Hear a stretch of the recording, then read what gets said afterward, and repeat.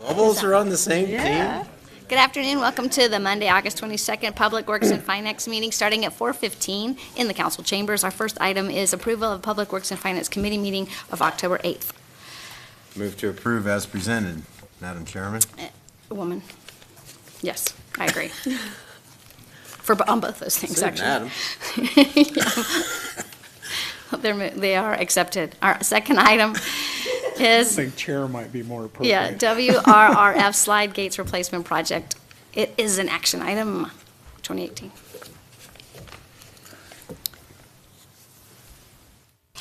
we need to wake it up?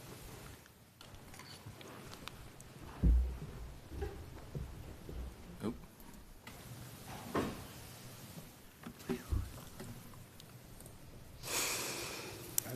Yep. Perfect, you're set. Okay, thank you.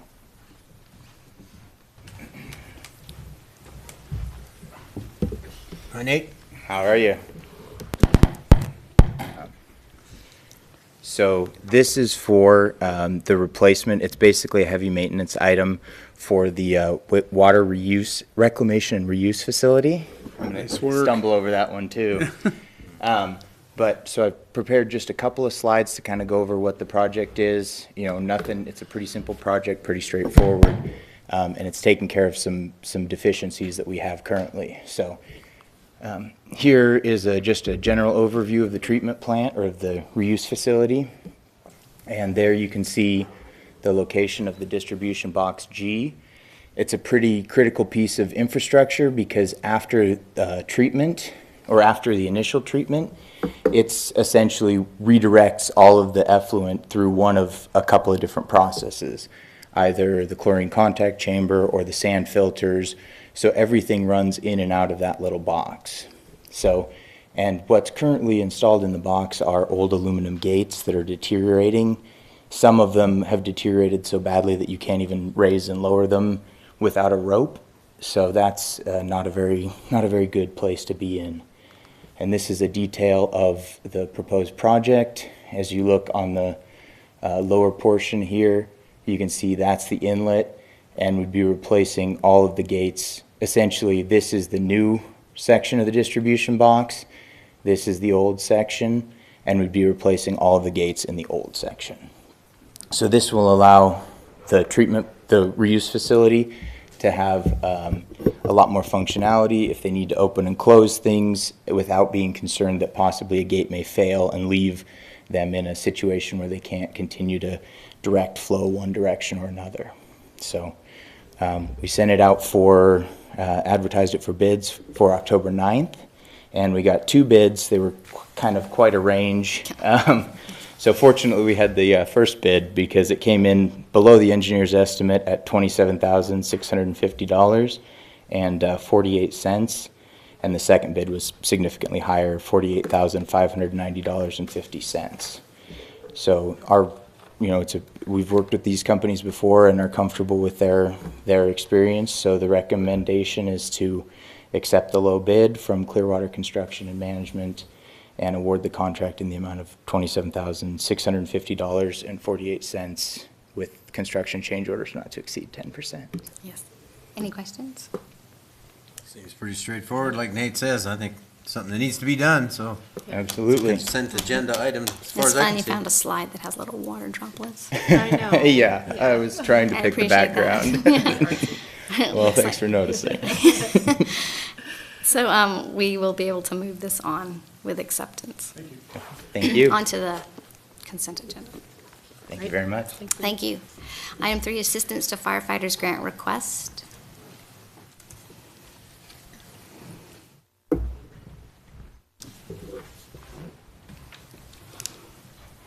Afternoon. Good afternoon. So I am here today to review with you a proposed grant request that we are currently writing. It is for new communications equipment for the fire department to include radios, pagers, mobile radios, and repeaters. And we've applied through the Assistance to Firefighters Grant Program before. I think several times. And we've been successful in receiving portions of awards. We've never received a full request, which is pretty consistent with that program. However, the total project costs are what we're asking for approval to apply for. And usually what we'll see is a half to less than a half award, but it still assists the city in purchasing the needed equipment for the fire department. So we're looking at a request not to exceed the $258,000, and that would be the total wish list at this point. However, I would anticipate if we were awarded, it would be approximately half of that amount. And this does have a 10% match requirement. Okay. If I may. Yes, I was. Lisa, when would this be awarded? Is it a continuing award, or is there a? They start making announcements of awards usually in March, and they go through 3 or 4 rounds. It depends upon when, how many applicants they have, and they go through phases of awards. So we've been awarded in the past in phase 1, 2, or 3. And what happens is if people can't get their information together and respond quickly enough, then you don't get your award, you move up the list. And so at the earliest, it would be March, I would say. 2019. Yes, but at the latest, it could be September. Just for budgetary purposes, this was not funded in the budget because we didn't anticipate we were going to apply for it. The opportunity presented itself. We've taken that into account. If we are awarded the funding, we do have capacity. If we are awarded the funding, we'll come back and present that to council to be approved at the same time. And comes out of where? It'll probably be a transfer out of capital projects to cover the $26,000. If we get the full grant, as Elisa said, the chances of that are, well, we've never been funded a full grant, so it'll probably be significantly less than that. Probably 12 or something like that, what we'll end up. When was the last time we applied for? Through this program? 2 or 3 SCBAs. years ago, we were awarded SCBAs. In the past, we've also gotten radio equipment, but that was over 10 years ago. So it's been a while. Right. Yeah, the SCBA award, we purchased some through the grant, purchased some through city funds, and actually replaced our SCBAs before they were obsolete, which was a good deal. We've also been awarded thermal imaging cameras, and we got, I think, close to the request amount, but the dollar amount was a lot smaller. So through the strategic planning that the fire department is doing, is this kind of what we're going to begin to see as updating of equipment through? It'll be part of the strategic plan. This is something that's on their planned obsolescence. If Jesse were here, Jesse's not here. Yeah, he's Is here. he? Do you want to come talk about the radio requirements? It's partially because of regulations and changing over of, well, he knows better than I do, so I'll let Jesse. him talk about it.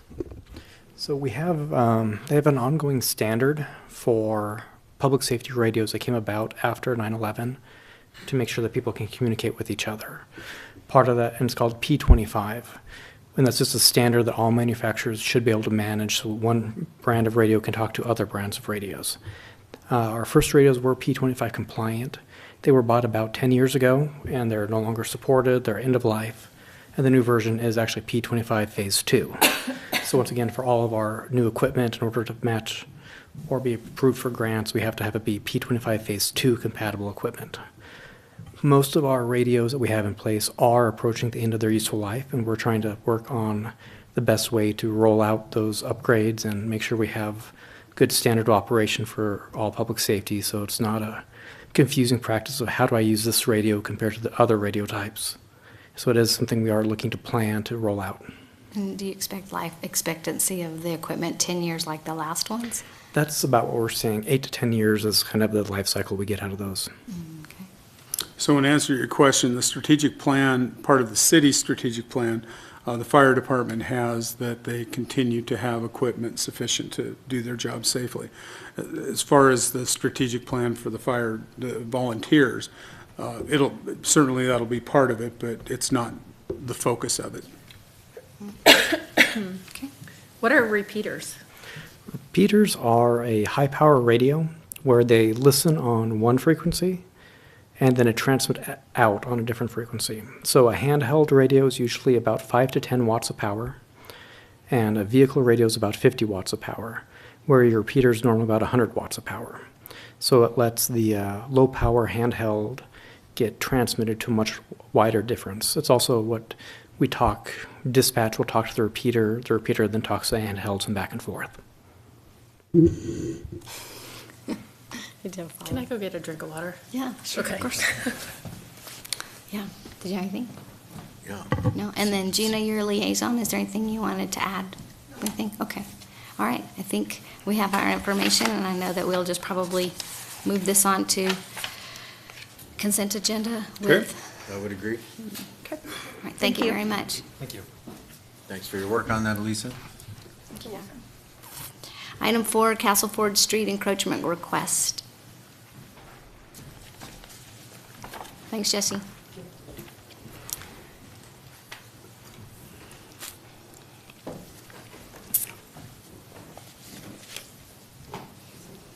It's acting funny. It Did it is. just turn off because it was on? Try it on. It says function unavailable. I walked through a guy that was blowing upstage Zach today. here. There we go. So it was the ab mute button.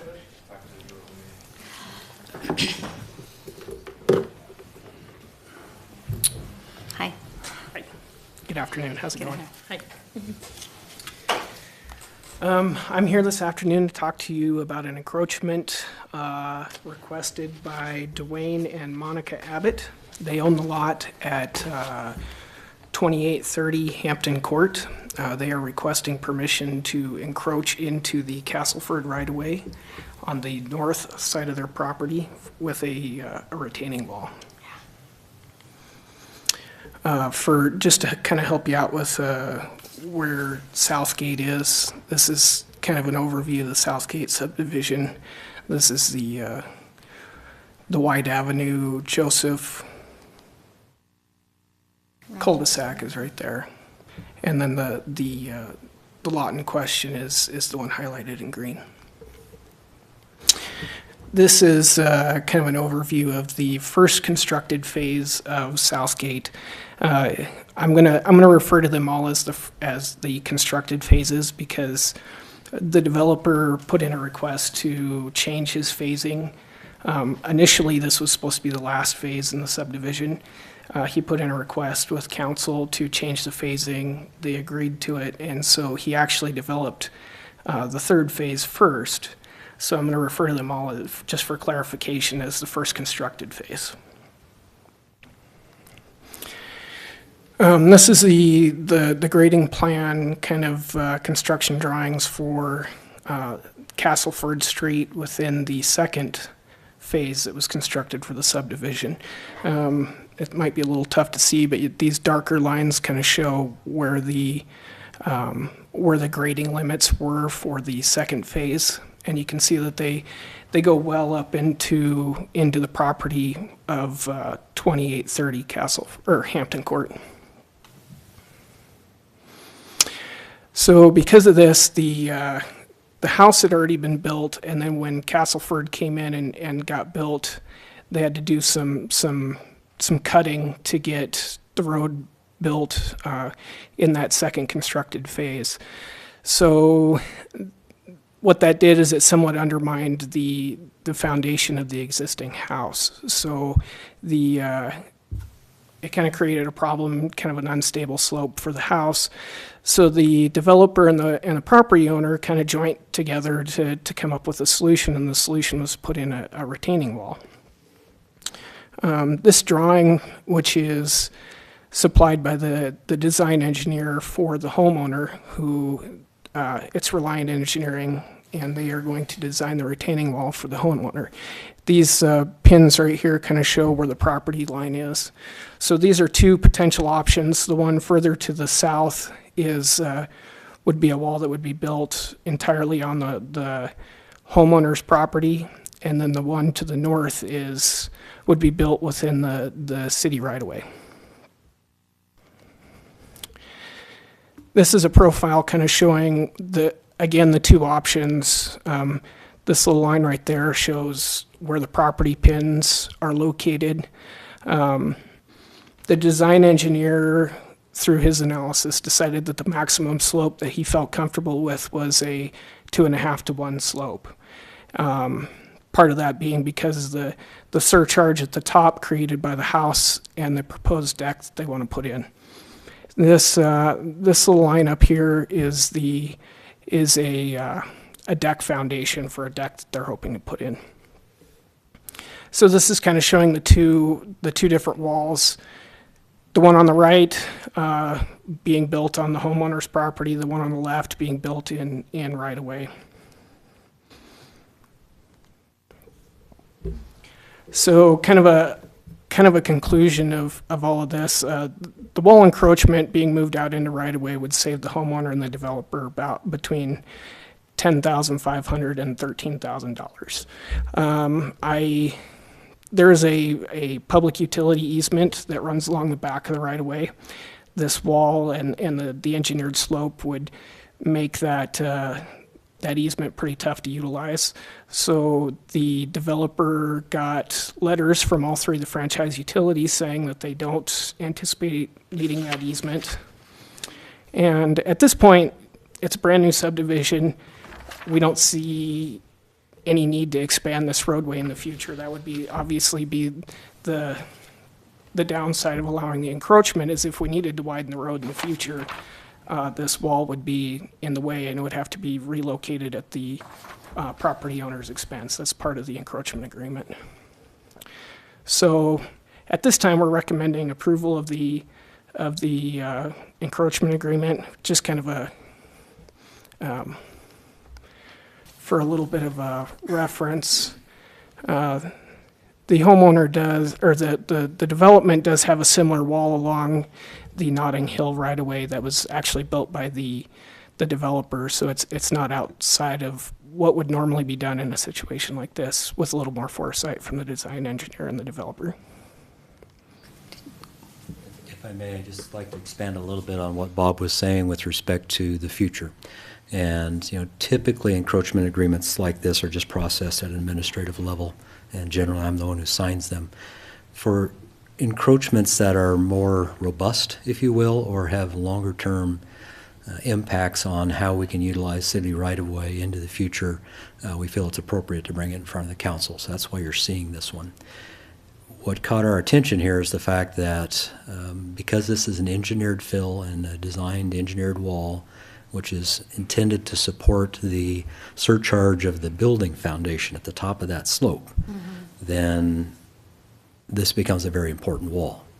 And so we want to be sure that we're giving full consideration to the impacts of that. And in the event that we do have a need to expand that road in the future, the development agreement includes language that is somewhat unique to this, and that it's more specific than we typically have, that indicates that the city has no responsibility for that wall, that any cost associated with relocation of that wall, and in particular if it's something that they don't do and we need to do, that the cost could include such things as building a higher, bigger, more expensive wall further off of, or up the slope, if you will, off of the city right-of-way. We wanted to make it very clear to everybody involved that that's the type of thing that this encroachment agreement includes.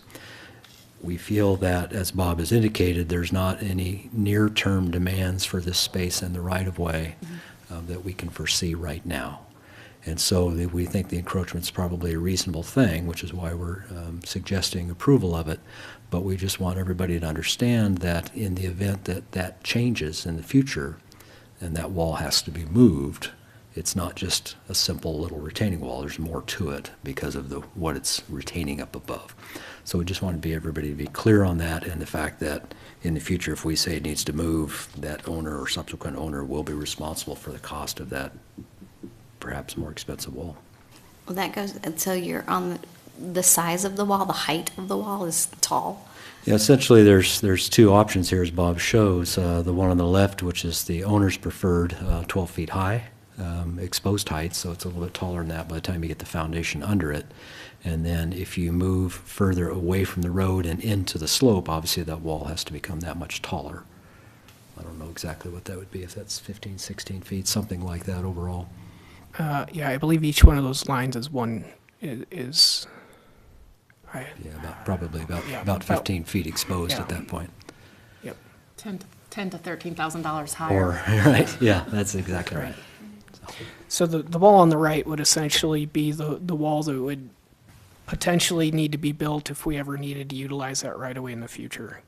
So the agreement basically says if we need that right away, they, at their expense, would need to remove the wall and build a new one to retain their engineered slope. Is there something in the agreement that registers that as a lien on future, like if the person who owns this house sells it to somebody else, that has to transfer to them and they have to be, they'd be made aware of that? So that they don't buy the house and then find out they got to build this huge wall? If the city asks. Is there something in the agreement? Document does say that it runs with the land, and it also is binding on successors and assigns, so anybody who buys the property. Hopefully that's It's item in 8. big enough print that Yeah. a Realtor will notify someone if they're selling. Certainly. this. Well, as Les indicated, and Bob indicated as well, there are no plans to expand that right-of-way. That's a residential street. If we wanted to make it permanent, they'd come in with a vacation request. We wouldn't recommend that because it's a one-block width. But it seems to meet the needs, keep somebody from spending $13,000 more than they need to today in order to, and it's right-of-way we don't think we'll need, but if we ever do need it, we've retained the right to do that. So it's the best deal for everyone. Yeah, that was really interesting. Solution. You've done it before then? Several in town? As far as encroachment agreements? Yeah. Oh, yeah, we process them on a regular basis, but generally, they don't have this kind of a potential impact. You know, somebody has a fence, those are the most common, wants to be out in the right-of-way. Occasionally, somebody has a parking need that's out in the right-of-way, a small retaining wall, set of stairs. I mean, those are all pretty easy to deal with, and that's why we do them administratively. But this one is just, has a bigger potential impact if something needs to move. And if that wall failed, that's between the developer and the homeowner. Yeah, and that's something we want to be very careful about, is that, because we've seen walls alongside city streets that there's some question as to ownership. You know, when was it installed 40, 50, 60 years ago, and who actually is responsible? There's So an we indemnity portion of the agreement as well, so We- hold harmless and indemnity. wanted to be clear as to the ownership, Right. that it is their responsibility, not the city's. Okay. Thanks for the explanation. I think we know where we want to move on this one. Is there any sort of language about timeliness, if it is determined that that wall needs to come down, that they need to do it within a certain amount of time of notification? I believe there is. Okay. I have to read through real There's a quick to- 90-day clause. Okay. They have a 90-day notice to remove the wall if there's a need to do so. Paragraph 4, Section A. Yeah, the history of 90 encroachment days. agreements is if the Public Works Director determines it does not compromise to any great extent the use of the public, of the right-of-way, and if it's a temporary, meaning this is going to be a cast foundation, I'm sure. A block wall. It's a ready rock block wall, so Will it it's be on a foundation, though?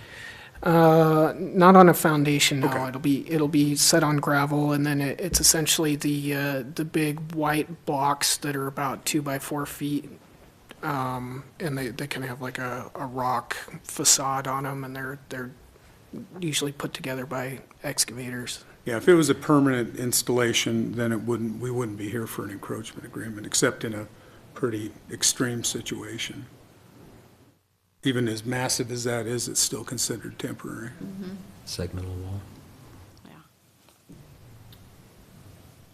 I think we have received a report, and then we can move it on to City Council consent agenda. Okay, thank you. Thank you. Thank you. Item 5, South Main Pedestrian Underpass Project.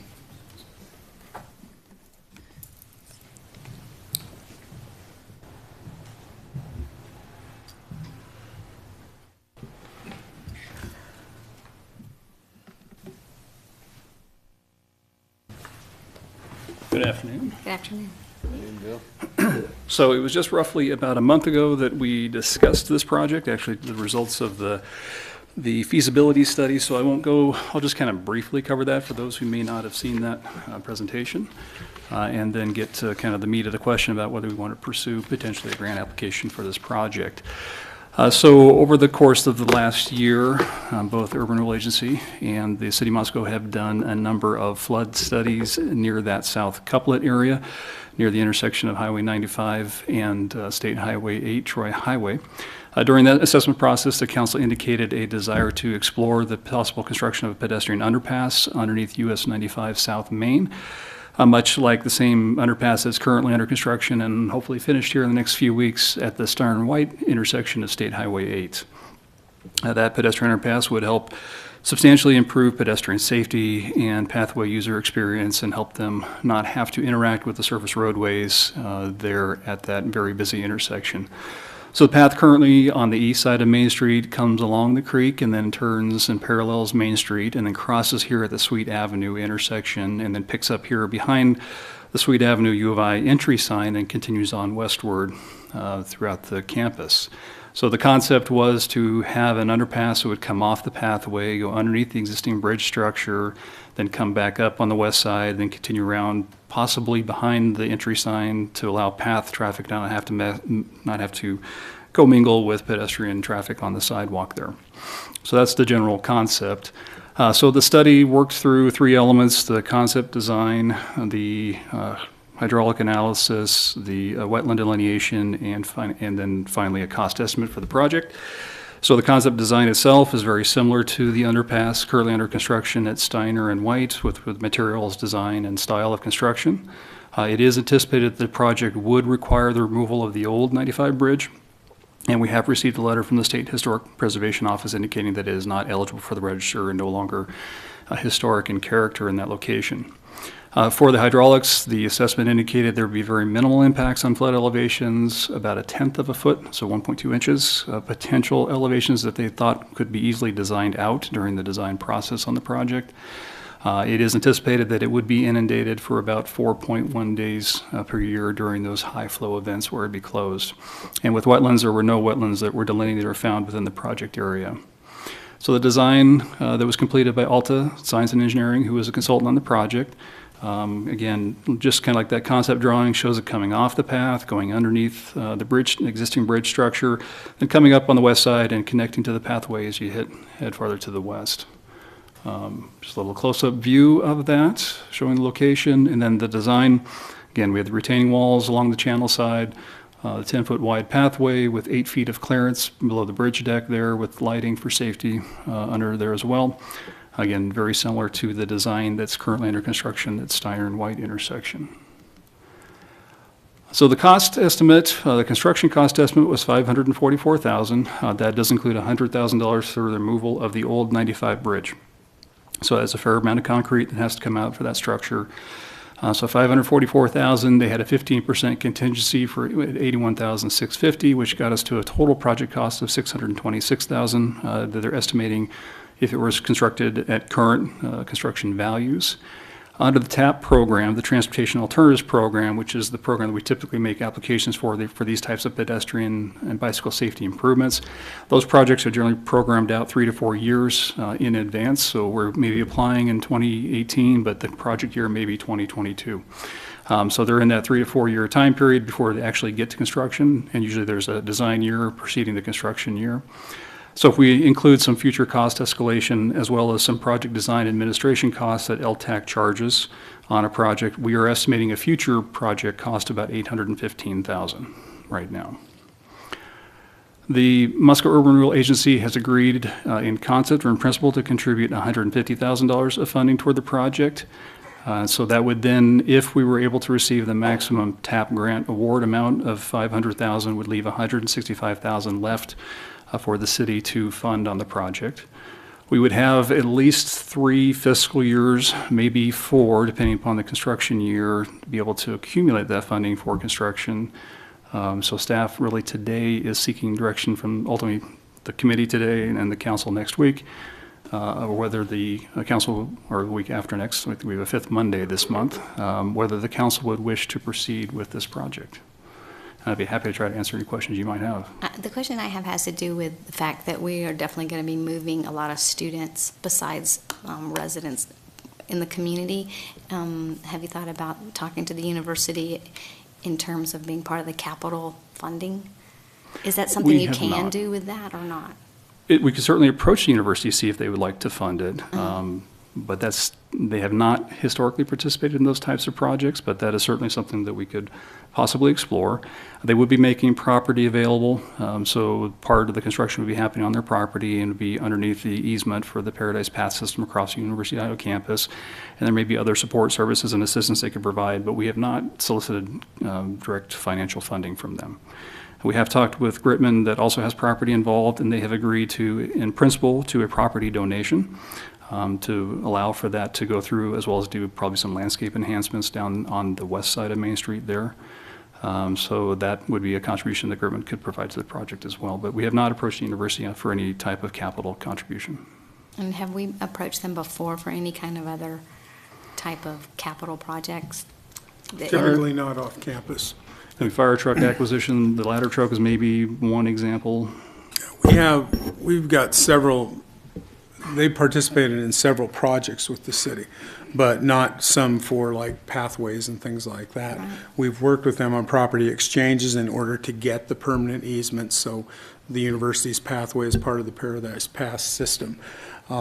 If it's a joint project, university's always stepped up to the plate, but on projects that are off campus, we typically don't approach the university for that, preferring to take their assistance for those projects that occur on or very close, somehow impact campus. And so when you're saying with the pathways, then they made an exchange? Yes, that's how it's a long story, but when Right. the railroad pulled out of town, the city had some property, so we exchanged with the university so that they could utilize some of the property for their needs, and they granted us a permanent easement so that we did not have to construct a separate path along Highway 8. So that university system is now part of the Paradise Path system. Do you think that would be a consideration for them? This would be considered part of that, maybe? I can certainly bring it up with university administration, but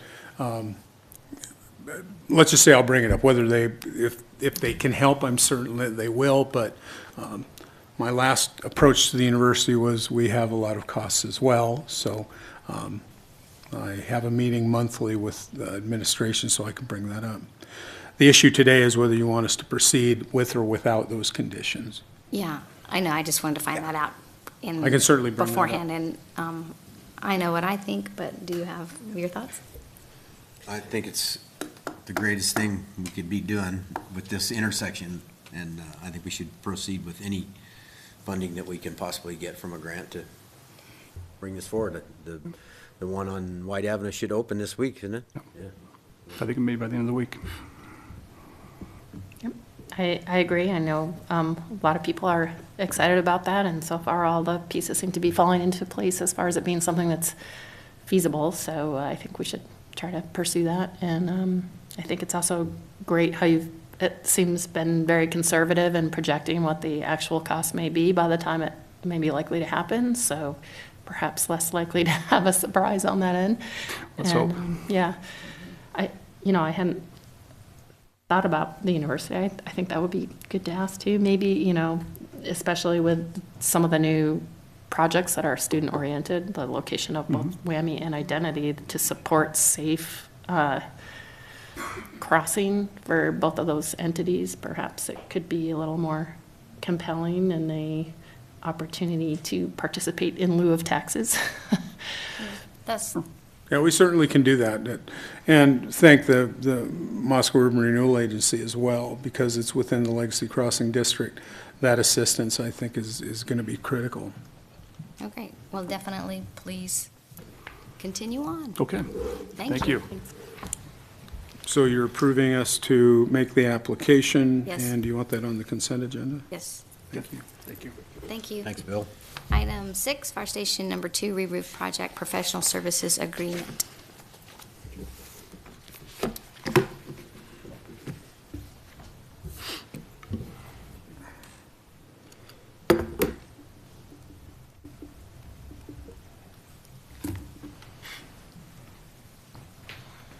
Well, good afternoon. Good afternoon.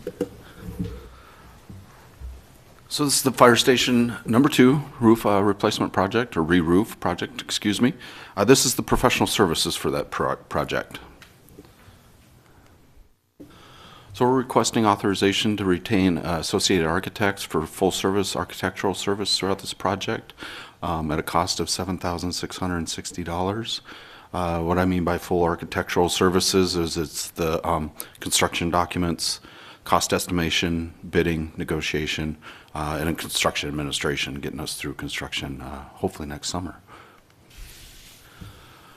Over the past years, our facilities staff has been fixing numerous leaks on this on the roof here. We're looking at just over 3,400 square feet of roofing area. The picture here demonstrates some of the damage and condition of the roof. We're proposing an Armor Light roofing system. This is by Garland. This has a 30-year warranty. It's the same roof we put on the 1912 Center that was completed this summer. ITC has that roof. It's a metal roof. Numerous buildings on the university campus and the Moscow School District have used this roof too. 30-year warranty with the roof. It's very robust and metal. Again, a couple pictures of the condition of the existing roof. The fiscal year 19 budget for the project, total project is $69,900. We're moving forward with this part of it. One of the important pieces of this professional services agreement is the cost estimates that we'll get from the architect. When we put these bid together, we use, or these numbers together for budget, we used the 1912 roof. Those bids were just opened at that time. My understanding, there's some volatility in the market right now with unknown tariffs and things like that coming, worldly type stuff. So important part will be the cost estimates on this. But it'll come out of capital projects. We're anticipating construction documents by the end of January to hit the February bidding cycle. That's typically when we get our best bidding numbers, I've been told. And then construction next summer. We're recommending to move forward with that, and with that, I'd be happy to answer any questions. The only question I have is just curiosity about choosing the Associated Architects. Is that, have you just worked with them before? How does that process? Yes, they were wonderful to work with at the 1912 Center, and so at this price point, I could just hire somebody. So I just reached out to Associated Architects and see if they would be willing to take this project on. I would note, David and I had a conversation last week about the volatility in the market. So the question was, do we proceed with it? Do we wait to see what happens? My advice to him was to move forward with the project. We'll take a look at it. If it happens that good news and it doesn't go up, we've done it. If it goes up, then we'll be able to bring that to council and say, okay, what do you want us to do? You want us to wait for another bidding season, or do you want us to go ahead and move ahead and identify additional funding? So it seemed to be the best way to go at this point. We need to find out one way or the other, so that's why we're bringing it forward today. Yeah, I think it's something that has to be done. You can't allow the roof to leak, or you're just inviting more expensive problems underneath the roof, and so Along the way. that has to be done. All right. All right, so it looks like we are moving to recommend approval for you to go forth and find out how it goes. Thank you. Thank you. Thank you. Consent agenda item as well. Yes, sir. Okay. And the last item is a report, A Street Reconstruction Stage 2 Status Report.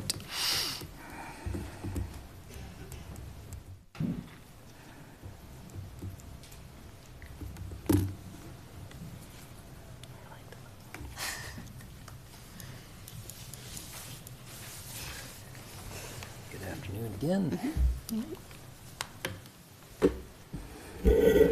So at long last, after Yeah, 3 years. 15, 17, 18 years maybe. But I'm only talking about my This knowledge. project is about ready to move forward. It's a project it's probably the oldest project in the state program. It's not as old as people like to think it is, because the original Phase 1 goes back into the 90s, and people always think of that one. But we are on the cusp of having this project go out to bid. And we're here to talk to you today a little bit about what may be coming at the next council meeting related to taking that out to bid. Just before we jump into that, I'll give a quick overview of the project for those that aren't as familiar with it as those of us that have been around a while. This is actually a vicinity map from PowerPoint presentation done in 2003, about the time I arrived here at the city. It shows generally where the project is located, which is on A Street, of course, on this westerly portion. The original application for this phase included going all the way east to the Jackson Street intersection.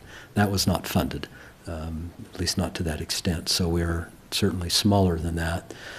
But this portion also, again, from that particular presentation, shows A Street here, running east-west. The Phase 1 work ended right about there on the edge of the screen. You can just see that sidewalk, and that was the terminus of Phase 1 coming over from the Baker, or excuse me, from the, I guess the Baker Street area. And then this is the Line Street and Circle Drive intersection, and then Home Street is literally right there on the edge of the screen. So the section of road that was ultimately funded through the Surface Transportation, or STP, urban program, a few years back was to construct this portion of A Street, reconstruct it, rebuild it. But to do that, it also included some work on the intersection and resulting work then north-south to make it all work. We have some topography challenges here that have made it a very complicated job to design. It's going to be expensive to construct, but in the end, I think we'll have a very good product. So this is just an overview of the recent construction drawings. It's just the sheet reference page.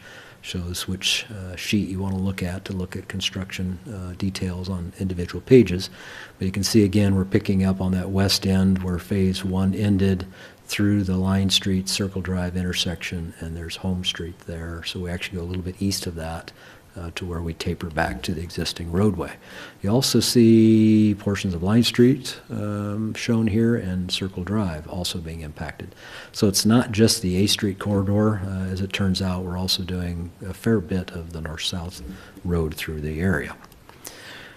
Zooming in just a bit, the intersection of the most interest, of course, is the Line Street, A Street, and you'll may notice this cul-de-sac here.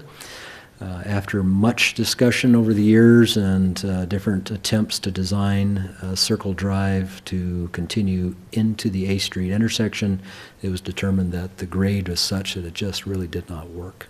And so ultimately the decision was made to end Circle Drive in a cul-de-sac and then have Line Street come up with a free right turn. So at this point, there will actually be two eastbound lanes that will merge together as you approach Home Street. So Line then no longer has to stop coming north to east, which is the highest movement that we see at the intersection. And also with this reconfiguration, we will no longer stop A Street through here. So it will become free-flowing because they don't have to stop for Circle. The only stop will be if you're coming up Line and you want to go west to make that left turn. There'll be a stop right there. That's the least used movement in the system as it stands today.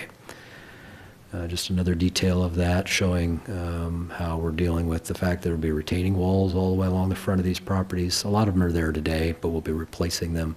A lot of stairs going up into those properties, stair access up to Circle Drive. So there's a lot of concrete or retaining wall type work being built within this. We're actually lowering the intersection here by, I believe it's 1.5 feet, 2 feet, in order to make the Line Street grade more achievable.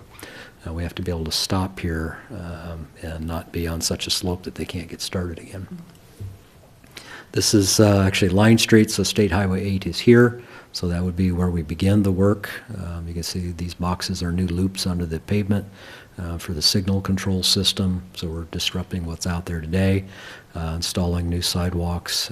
We're completing the sidewalk system where they don't exist right now, tying into all the neighboring properties and dealing with retaining walls and all those things. It's a very complicated stretch of road through here. So it's been a challenge for our designers, but I think they've come up with a really good product overall.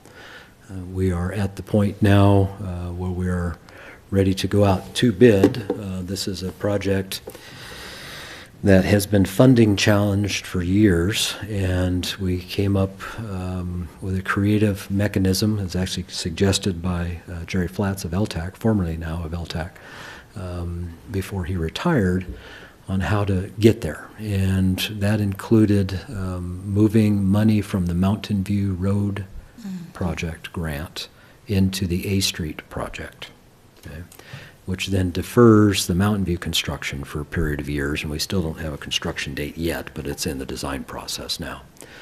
But by doing that, we brought additional funds in the grant program over to A Street. They are in the fiscal year 19 program and the fiscal year 20 program.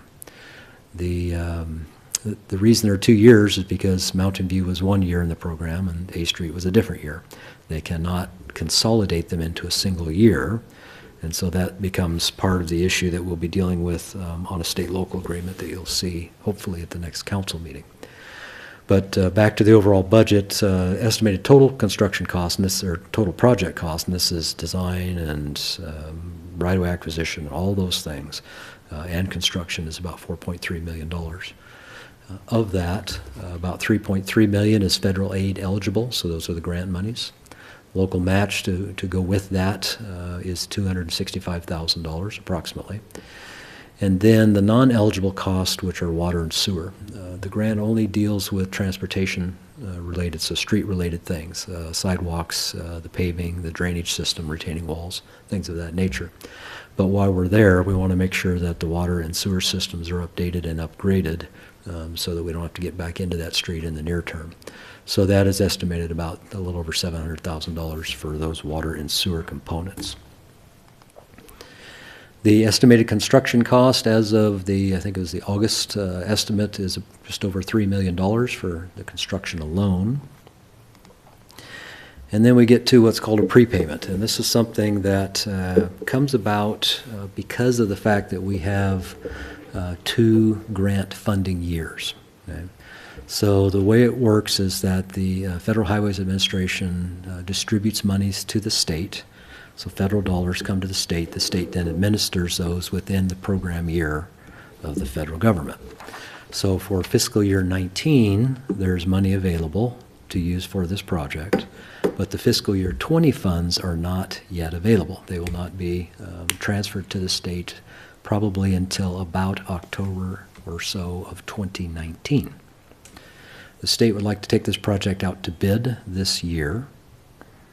And so in order to have sufficient funds to cover what will be a fiscal year 20 grant, they have asked the city to, in essence, create a prepayment that will go forward with the regular local match and the regular non-eligible water and sewer fund expenses. And so that is estimated about $1.2 million. So the state-local agreement that we are working on, they've sent it to us in draft. Our legal department and I looked at it, and then with some insight from Gary as well, found a few things that we felt needed to be corrected and adjusted to make sure it was very clear with respect to the prepayment and when we get refunded that prepayment. This is an unusual thing. We don't typically have prepayments on jobs. You just pay your local match, you're non-eligible, and then at the end of the job you reconcile any cost changes.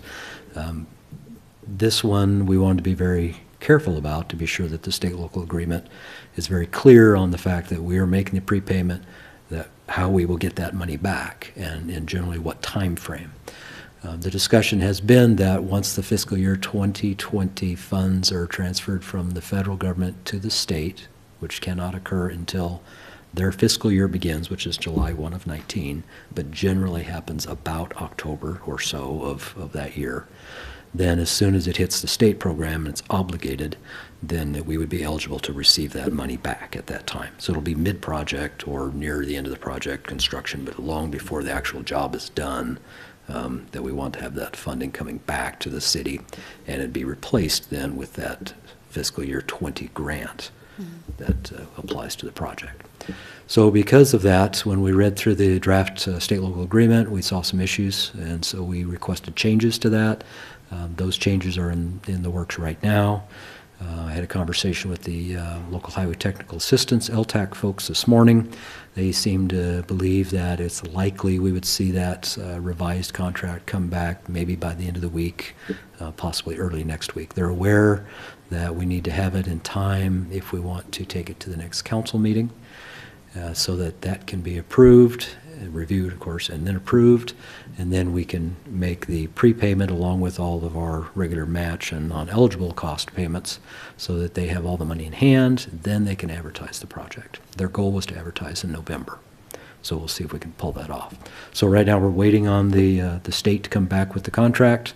It looks like it's a good chance it'll be here in time to come to the next city council meeting, so we wanted to give you a briefing today so you understand what it is in the event it appears at the council meeting. Didn't want to surprise you. So the prepayment procedures are done other places in the state, so it's not unusual. It does happen on occasion. It's not a very common practice because generally it's a local match component, and you pay that because you're required to pay that, and that's your contribution to the job. In this case, we have agreed to, in essence, front fund that funding gap, if you will, with the condition that we will get reimbursed that funding in a timely manner. As Les indicated, this is a highly unusual project, and unlike engineering that splits things into phases, to me, it's a long project. It was Yes. being worked on before I came to work at the city. And the funding has been, it's been piecemealed all these years. We've had federal aid funding. We had an LID for some of the project, which some of the LID funds actually we're using the payment for our local match as well. So it's been managed, and Jerry Flats at LTAC really did a great job allowing us to accumulate those dollars, because we were going to be over $1 million short, I believe, on the project before they indicated we were able to do that. Consequently, and it's not a project that Les will tell you, you can just build half one year and half the next year. It all needs to be done at once. You're tearing up right away, you're putting in retaining walls, you're cutting streets off, raising whole intersections. So it's all got to be done at once. So when the opportunity presented itself to get it done, a fairly expensive project, it's not a very long project, but it's highly expensive, that we looked, and when they offered to do this, the pre-funding seemed to be the best way to do that. It's not something that we typically like to do because we're essentially giving money to the state that the state would be paying with federal funds the following year. Because of our budget year not coinciding exactly with the state or federal budget year as well, we will have to carry that, whatever that 1.2 million that Les has up there. We'll be carrying that probably all the way through fiscal 2019 and start collecting it in 2020. So what we're following the same concept that we did with the airport funding, that we have some accumulations for projects that are 2 to 3 to 4 years out. Some of them have to do with wastewater treatment plant upgrades, sewer line upgrades, that sort of thing, that aren't even designed yet. So that money is accumulated and sitting. So we'll follow that same concept. We will do interfund borrowing back to what is in essence the street capital fund, and streets will draw up the documentation. Council will pass a resolution, as we did for the airport, that the street fund will pay a certain amount of interest, because those enterprise funds need to be reimbursed just as they would get investments from the local government investment pool. So the utility funds aren't being disadvantaged by it, but it's allowing us to use accumulated capital, giving a good return on investment to the utility funds and allowing us to be able to bridge this gap. But it's a great project. It's just unfortunate that we've got to come up with $1.2 million before the project can even be bid. Mm-hmm. Before you go further, people will want to know how many cars, and I know you have numbers on the impact that the changes that will be made at that intersection. So it's so justified for what happens there. Just off the top of your head, do you have any idea about what comes through there in terms of volume? Yeah, I unfortunately, I do not off the top of my head. I mean, when we went through the traffic design and traffic analysis studies, it's been 6 years ago. So I'm afraid I don't recall those anymore. But, you know, anybody that drives that road, excuse me, particularly in the afternoons on their way home from the west, he knows there's significant backups at that intersection. There's a lot of traffic coming off the campus. It is a busy intersection. And it is anticipated that there will come a day, and it maybe not all that far out, that a signal will be needed at that intersection. You know, the way the design is laid out, it will buy us as much time as we possibly can. It's being set up to accommodate a signal at a future point, but it really just will depend on traffic growth. It's an important corridor. It's really the only the second east-west corridor that we have that's not through campus. So you've got State 8 and A Street, and so it needs to be able to carry traffic east-west and carry it well. Yeah, well, they'll be fun to talk about, I think so. So I like how you described everything, and I think it's laid out really well. Do y'all have any questions? I do. At Human Rights Commission last time, there was some discussion about the wheelchair accessibility along A Street. As I'm sure you're aware, the sidewalks have some challenges for people in wheelchairs and some missing sidewalk on A Street on the south side. And I was curious how, this is only going to go, the sidewalk improvement is only going to take place to Home Street. So between there and Jackson, nothing's going to occur? Not as part of this project. Yes, everything within the footprint of this project will be ADA compliant, so we'll resolve those issues, sufficient width, appropriate ramps.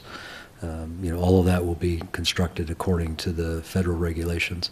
Yeah, once you get east of there, you're of course outside of the scope of this project, so it'll fall under other programs. We have done some improvements to the east for some of the ramps, particularly around the Almond Street intersection, and we're trying to work our way back to the west as we can. So there's only like 2 or 3 blocks there, it seems, between those two, where we could upgrade the sidewalk on one or the other side to make that more handicapped accessible. Well, and you have some projects that are going in, the Dumas Seed site. Be public improvements that go along with that. Yeah, I'll get another block. Yeah, so. That'll be part of it. But everyone else along A Street there is responsible for their own sidewalk, and they'd be eligible for the sidewalk program that we have in place. And so if there was a campaign, as people at Human Rights Commission suggested that they might do a neighborhood campaign to encourage those people to improve their sidewalks at the same time, and so it could all tie in together and be more wheelchair accessible. And our sidewalk program funding is much better condition this year, thanks to efforts from administration and the council and the mayor. So I'm anticipating we'll have a sidewalk program advertised as we've done in the past, and so it should be available for that purpose. Great. I just want to compliment, I really love the creativity and ingenuity, really, of Circle. I think that really deals with how much traffic is coming through there and really where it's been going and stuff. I think that's very interesting solution. It's probably even more interesting than you might know, in that the question arises, of course, you know, there's an alley in here, and how do you get out up the hill? Yeah. This will actually be a heated street. So there will be a heat system built into this road until you get up to the alley that runs off to the east. So in those wet, icy, wintry conditions, it'll tend to dry that road and make it more accessible for people to get out of the bottom of that cul-de-sac. Very interesting. That'll be our first for us. You know, perhaps Logos School moves to their new location, that will relieve some of the traffic on A Street in the near term. I'm sure it'll grow in to fill that in at some point, but over the next few years, that will probably alleviate the need for the signal in the near term. That may help. Are there any changes to the on-street parking with that? Oh, certainly. Yeah, everything in here is a bit odd. The street width is not great right now, so there's parking just kind of mishmash all over the place. We did incorporate as much parking as we could, so you'll see areas like this where it drops in, so there's parking that begins here and runs back in this area. Because we're 3 lanes wide here, we're not able to have parking in this area, but you can start to see that taper right there. In fact, no, that one's not going to show it. As this taper goes a little further to the east, parking will begin there, and then parking will also be located up in this area here. So we kept as much as we could. We were very cognizant of the fact that there's a lot of parking demand out there with some of the multifamily units, and so trying to work with those property owners to figure out how best to get it all to fit. Of course, every time we dealt with widening for parking, that means more retaining walls and right-of-way acquisition. And so that's part of the reason for the cost. Yeah. I have one other question. So can you, the redirection from Mountain View, can you just touch on that again? Sure. There are two separate projects, of course, and they both had funding allocated within 2 different program years.